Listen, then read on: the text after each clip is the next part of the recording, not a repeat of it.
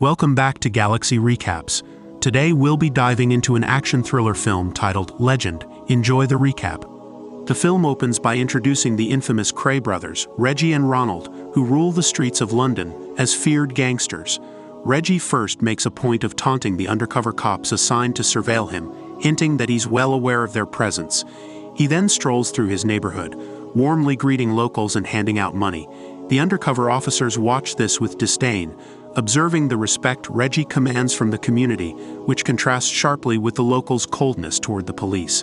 Reggie soon heads to his friend Frank's place, where he's greeted by Frank's sister, Frances. Reggie is immediately taken with her, and as a gesture of interest offers to look out for her if Frank lets him take her out. Frank drives Reggie, and they playfully taunt the police, tailing them, taking a sudden detour and successfully ditching their followers. Meanwhile, Ronald is seen in what appears to be a mental institution, where he's interacting with friends under the supervision of a psychiatrist. Concerned about his brother's well-being, Reggie sends a thug to persuade the psychiatrist to alter his evaluation of Ronald. Soon after, the doctor testifies in court that Ronald is mentally fit, leading to his release. However, he privately confides to Reggie that Ronald is deeply unstable, displaying psychotic tendencies that make him a dangerous presence. Frances, meanwhile, is preparing for a night out, despite her mother's objections. Determined, she joins Reggie in his car and he takes her to a bustling nightclub where he's met with adoration. As they settle in, Reggie is interrupted by a pressing issue. One of his associates, Jack, has lost money gambling. Furious, Reggie slaps Jack, making it clear he wants the money returned. He quickly resumes his evening with Frances, captivating her with stories of the club's high-profile clientele. The following morning, Reggie and Frances venture into the countryside to meet Ronald, who emerges from a caravan to introduce himself. The tension mounts as we learn of the Kray's powerful rivals, the Richardson family, notorious for their brutal methods of extracting information through torture. The stage is set for an explosive showdown between two of London's most dangerous families. The story intensifies as we witness the brutal methods of the Richardson family, who mercilessly torture a man to force him into betraying the Kray brothers. The next morning, Reggie takes a stroll through London, only for a car to speed dangerously close behind him. A clear warning from the Richardsons that they mean business. Unfazed, the Krays strike back the following day, sending a car crashing into the restaurant where the Richardsons are dining. Tensions boil over, eventually leading to talk of a truce. Two of the Richardsons' men arrange a meeting with the Krays, but upon arrival, they're met with knives at their throats. Surprisingly, Reggie lets them leave unharmed, even though Ronald, irritated by their audacity, shoves them out. Finally, the Richardson boss suggests a truce location, hoping for peace. However, when Reggie and Ronald arrive, tension fills the air. Ronald, with his hands concealed under his jacket to look as if he's armed, strides out, deeming the Richardsons unworthy of his time. The Richardson men, emboldened by Ronald's departure, surround Reggie, expecting an easy target. Reggie, however, reveals a pair of brass knuckles, and just as the goons scoff, Ronald sneaks back in, attacking them from behind. The Krays dominate, taking down one Richardson thug after another, solidifying their dominance over London. The following morning, law enforcement finally catches up with the Richardson boss, who is arrested and sentenced to 25 years, ending the Richardson threat. In the aftermath, the Krays turn their attention to expanding their empire. Their associate, Leslie Payne, introduces them to a casino owner and demands he sign over the establishment to the brothers. When the owner refuses, Ronald issues a chilling threat, leaving him no choice but to sign. Celebrating their growing power, Leslie is thrilled, convinced they're on the path to control all of London. However, Ronald, ever suspicious, warns Leslie to stay in his lane, making it clear he isn't family. With their sights set on Las Vegas, the Krays meet with the Italian mob, who are intrigued by the brothers' reputation. Impressed by their fearsome tactics, the mob offers them a lucrative deal to provide muscle in exchange for hefty compensation, drawing the Kray empire closer to an international stage. The Kray brothers' empire continues to expand as Reggie, in a bold move, asserts his independence to the Italian mob, declaring he doesn't work for anyone. He works with them. Impressed by his audacity, the Italians offer the Krays $100,000, proposing they launder the money through their casinos. An agreement is reached, and the gangsters celebrate, with their influence now spreading further across the city. Later, Reggie and Frances celebrate their success at the club. mingling with celebrities and wealthy patrons who revel in the Kray's presence. In the midst of the festivities, Reggie's friend Albert quietly warns him of an impending police warrant for his arrest, set to take effect the next morning. Savoring one last dance with Francis, Reggie is then escorted by his friends to the police station, where he surrenders. As he enters the prison, the harsh reality of his new life sets in when guards savagely beat him before locking him in his cell. Reggie, undeterred, manages to turn the tables, handcuffing a guard and knocking him unconscious. Outside the prison, Francis, still troubled, is reassured by Ronald, who tells her not to worry, promising that Reggie will be free soon. With Reggie temporarily sidelined, Ronald takes charge, pressing Leslie for funds to expand their operations. However, Leslie finds himself increasingly threatened as Ronald's ambitions and violent tendencies spiral. In prison, Reggie meets with Francis, who is horrified by his injuries. Reggie coolly tells her he avenged himself, gesturing toward the guard he knocked out. She pleads with him to leave behind the life of crime and consider a fresh start, to which Reggie seems receptive. Meanwhile, Ronald continues to revel at the club, delivering a rambling speech to a captivated but bewildered audience. His reckless behavior further alienates allies, hinting at deeper cracks within the empire. The next morning, Frances awakens to see Reggie, finally released, standing outside her window, flowers and a ring in hand. He proposes and she agrees, on the condition he leaves his criminal life behind. The newly engaged couple heads to their club, only to find it empty. Confronting Leslie, they learn that Ronald's chaotic management has driven it into ruin. Reggie confronts Ronald, who, sensing his brother's anger, attempts to brush off the situation. Tensions erupt into a heated argument, and when Frances tries to intercede, Ronald lashes out. Furious, Reggie demands an apology. When Ronald refuses, Reggie slams him into the table. The intense sibling rivalry between the Kray brothers reaches a boiling point as Reggie and Ronald start throwing punches in front of their associates. The two wrestle in a brutal showdown, each going blow for blow. Ronald, showing off his strength, hoists Reggie by the groin, causing him serious pain. Reggie retaliates with a punch that breaks Ronald's nose. Furious, Ronald begins hurling glass bottles across the room, accidentally hitting one of the wealthy ladies in attendance. The scene becomes chaotic as the Kray's bodyguards attempt to intervene, only to be held back by Albert, who keeps them at bay. Fed up, Reggie grabs a bottle and smashes it over Ronald's face, determined to end the brawl. Exhausted, the brothers finally pause, and in an unexpected turn they embrace, admitting they've missed each other. Ronald apologizes for his erratic behavior, and it seems the bond between them might be healing. However, Frances, who has witnessed the entire scene, storms out, disgusted by the violent life Reggie continues to lead. Later, she tells him she can no longer be part of this gangster world, making it clear that she is seriously rethinking their future. The next morning, undercover officers snap photos of Ronald as he enters a building. Inside, Ronald confidently declares his plans to expand their operations, ignoring Reggie's warnings.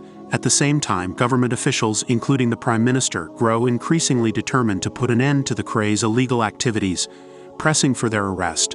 Despite his promise to Frances to leave his criminal ways behind, Reggie soon finds himself back to his old habits.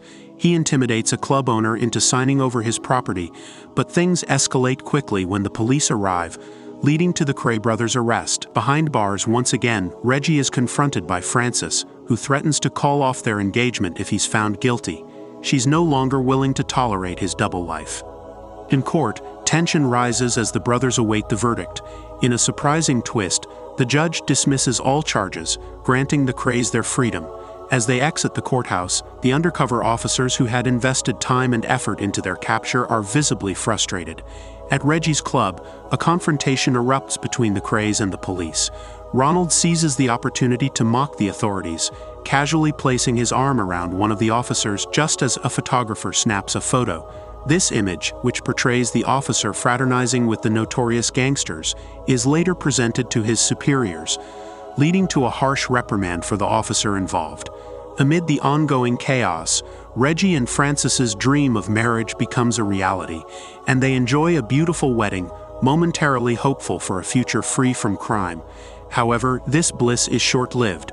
Only 2 weeks later, Reggie's associates are seen slipping him large sums of money, a clear indication that he hasn't abandoned his criminal activities despite his promises to Frances. The following day at the bar, Jack sheepishly admits he's lost more money gambling, and Reggie, frustrated, smacks him for his carelessness.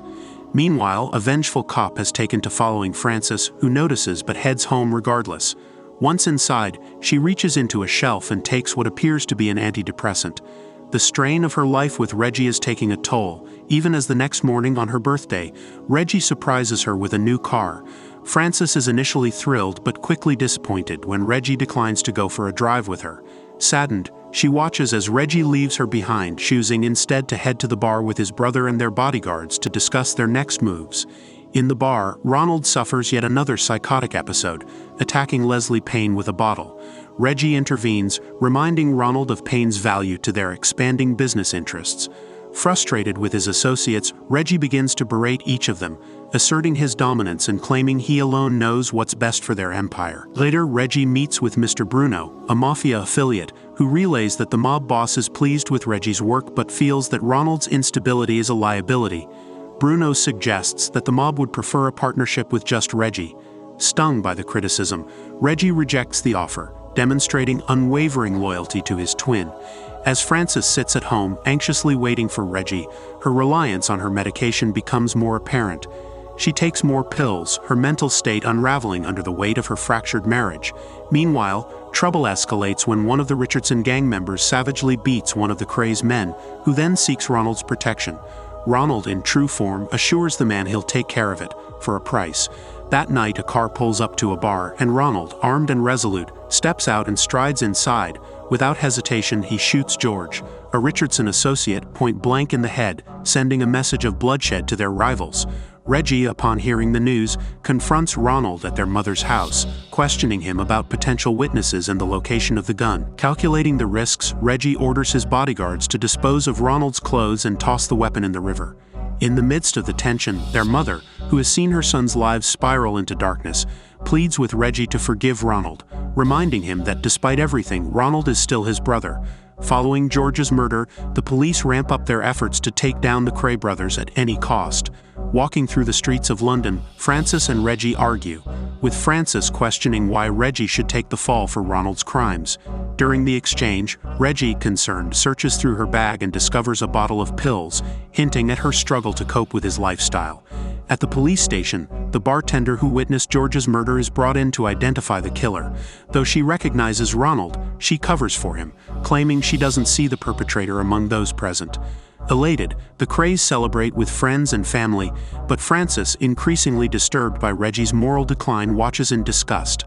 Later that night, on their way home, Reggie and Frances encounter the witness, who immediately flees upon seeing them. Frances realizes Reggie has likely threatened her, deepening her despair.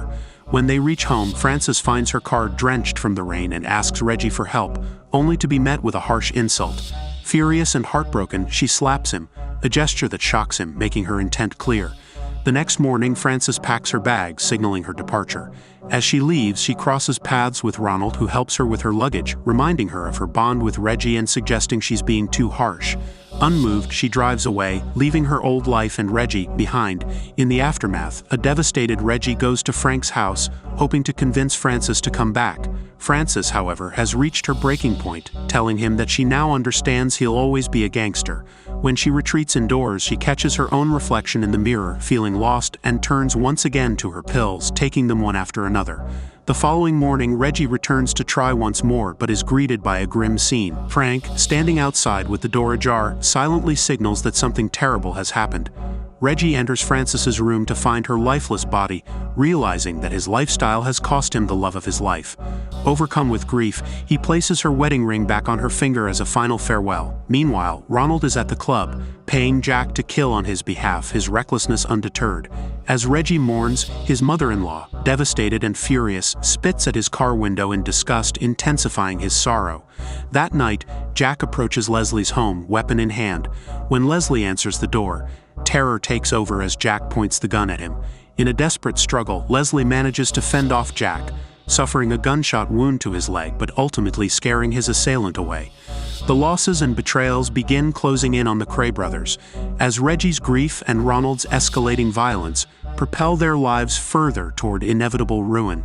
After Leslie Payne's attempted murder, the determined officer pursuing the Krays stares intently at a wall filled with photos of the brothers and their criminal syndicate. Fueled by his desire to dismantle their empire, he meets with Leslie, who has decided to cooperate with the police. At a bar, Albert discreetly informs Reggie that Payne has snitched on their entire operation, divulging every detail of their activities. The bartender, once threatened by Reggie, has also begun collaborating with the authorities. Meanwhile, oblivious to the mounting betrayal, Ronald hosts a party, but Reggie's brooding presence casts a dark shadow over the celebration. Sensing his brother's anger, Ronald confronts him, asking what's wrong. Just then, Jack arrives, and Reggie's expression shifts to seething fury. As Jack approaches Ronald, Reggie steps forward, overwhelmed with anger and disbelief. Jack, sensing Reggie's wrath, denies any involvement in the attack on Leslie Payne, and foolishly brings up Reggie's late wife, Frances. Reggie's face twists with rage, and when Jack mentions her name again, Reggie pulls out a pistol and aims. However, the gun misfires. Leaving Reggie no choice but to pull out a knife, he stabs Jack, unleashing the rage and sorrow that has been festering inside him, killing him in a blind fury. As Ronald stands there, stunned, he questions why Reggie would kill Jack. Reggie coldly replies, "Because it would have been you if you weren't my brother." Desiring solitude, Reggie leaves the party, and in the silence of the night, he turns against yet another one of his men without reason. Longing to be alone with his grief and rage, the next day, the police discover Jack's body, and the evidence against the Krays is irrefutable. Both brothers are arrested, bringing their reign to a definitive end. Ronald, deemed mentally unfit, spends the rest of his life in an asylum until his death in 1995. Reggie, sentenced to prison, serves out his time, finally gaining release just 8 weeks before his death in 2000. The Kray brothers' notorious empire, once unshakable, collapses as their legacies become tales of violence, betrayal, and eventual downfall. Thanks for watching. Don't forget to like and subscribe, and we'll see you on the next one.